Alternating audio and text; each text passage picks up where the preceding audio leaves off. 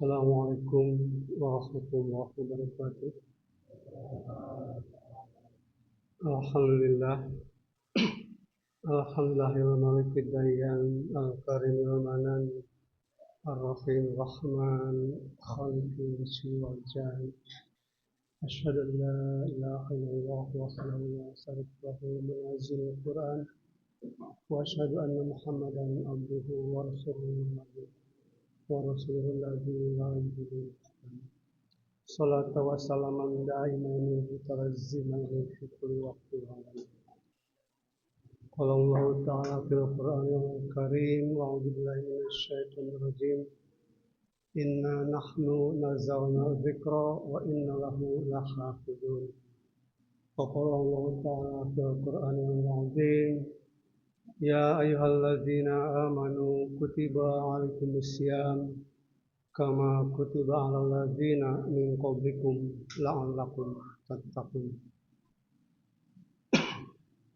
Hadirin sidang salat tarawih yang berbahagia.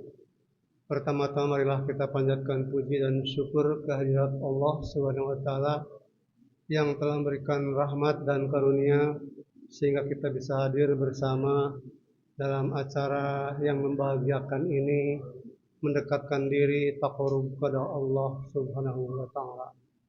Demikian pula rahmat dan salam semoga senantiasa terlimpah atas junjungan kita Nabi besar Muhammad sallallahu alaihi wasallam. Bapak, Ibu dan hadirin sekalian, kita sudah mulai beberapa hari menapaki bulan suci Ramadan. Sejak hari Sabtu ditetapkan sebagai hari pertama, maka sejak hari itu pula kita bisa menetapkan kapan kira-kira ancar-ancar saum Ramadan akan kita tetapkan hari terakhir. Dengan perhitungan modulo dalam sistem matematika, kita bisa menghitung dengan mudah tanpa harus menyebut satu hari, 2 hari, dan seterusnya sampai hari ke-29 atau hari ke-30. Karena Nabi Muhammad SAW hampir selalu 29 hari di setiap bulan Ramadannya dan hanya sekali mengalami 30 hari dalam bulan Ramadannya. Jadi kalau kita mulai dari hari Sabtu, kita bisa menghitung Sabtu, Minggu, Senin itu adalah 10 hari. Lalu dilanjut Selasa, Rabu, Kamis 10 hari, Jumat, Sabtu, Minggu. Maka hari Minggu itu adalah hari ke-30 kita berpuasa, andaikan kita memang sampai hari ke-30. Tentu kalau mau dikurangi karena 29 berarti satu hari sebelumnya kita mengakhiri puasa. Itu adalah 10 3 kali. Sabtu, Minggu, Senin, Selasa, Rabu, Kamis, Jumat, Sabtu, Minggu. Tapi kalau kita mau menghitung 15 hari, masyarakat kita di Jawa juga sudah pinter.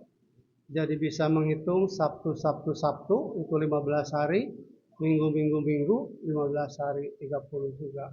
Jadi kalau 30 hari, hari Minggu lah hari yang terakhir. Hadirin yang berbahagia, dalam Quran surat Al-Baqarah ayat 183 yang tadi disebutkan itu dikatakan bahwa pada hakikatnya kita itu saum diwajibkan kepada kita semua sebagaimana halnya diwajibkan kepada kaum-kaum sebelum kita. Di situ disebutkan kutiba. Ada kata yang terkait dengan kutiba yaitu kataba. Kataba biasanya kita artikan menulis.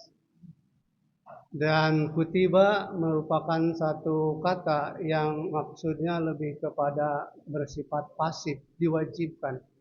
Artinya di situ sebetulnya awal kata itu adalah dituliskan dalam bentuk perintah yang dituliskan atau istilah bahasa Inggris stipulated, dituliskan. Jadi instruksi yang dituliskan, maka kita di sini melihatnya sebagai kutiba kepada siapa? Kepada kita semua alaikum.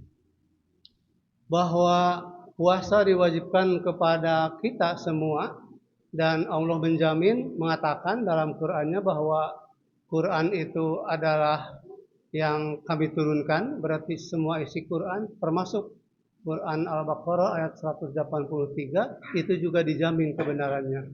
Inna nahnu nazzalna dzikra, kamilah katanya yang menurunkan az-dzikra ini, Al-Quran ini, wa inna lahu lahafizun, dan kami sendiri jugalah sesungguhnya yang menjaganya.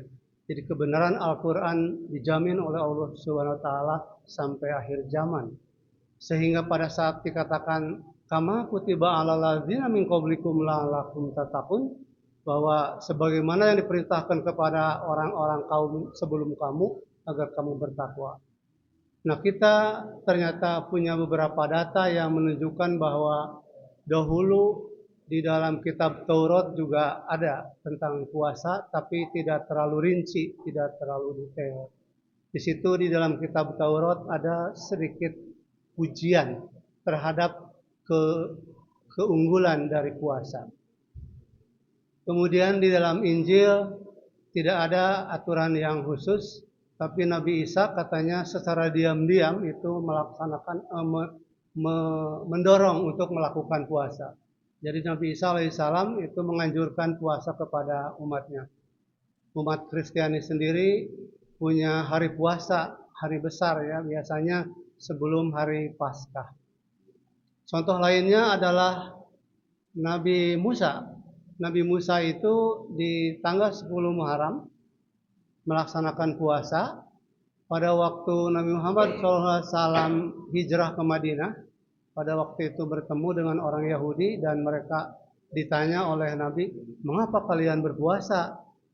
Karena katanya untuk menghormati Nabi Musa yang pada waktu itu dikejar oleh kaum Fir'aun dan selamat, sehingga akhirnya untuk menunjukkan rasa syukur maka Nabi Musa dan kaumnya melakukan ibadah saum. Jadi puasa atau saum di tanggal 10 Muharram adalah contoh yang diberikan pendahulu kita yaitu Nabi Musa alaihissalam. Kemudian para penganut Hindu, para penganut Buddha juga berpuasa, para biksu juga berpuasa. Hanya saja puasanya sedikit berbeda karena diawalinya di tengah malam, sehari semalam.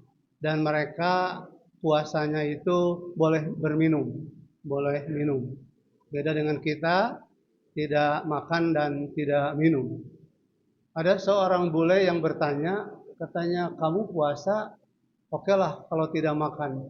Tapi kalau minum janganlah, katanya jangan sampai tidak minum. Karena itu akan terjadi dehidrasi.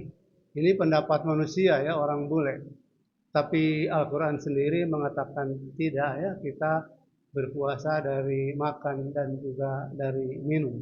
Dan kita sudah membuktikan bahwa meskipun biasanya sangat haus dari hari biasa, alhamdulillah, meskipun kita tidak banyak minum di bulan puasa, alhamdulillah sekali lagi kita terjaga dari kekurangan air dalam badan ini atau dehidrasi yang pada akhirnya di saat buka kita memperoleh asupan minuman itu. Demikian hadirin sekalian, mudah-mudahan bukti-bukti ini bahwa orang-orang terdahulu juga sudah melaksanakan puasa, menguatkan kita untuk terus beribadah puasa sebulan lamanya dan dalam rangka mendekatkan diri kepada Allah Subhanahu wa taala. Billahi taufik wal hidayah. Wassalamualaikum warahmatullahi wabarakatuh.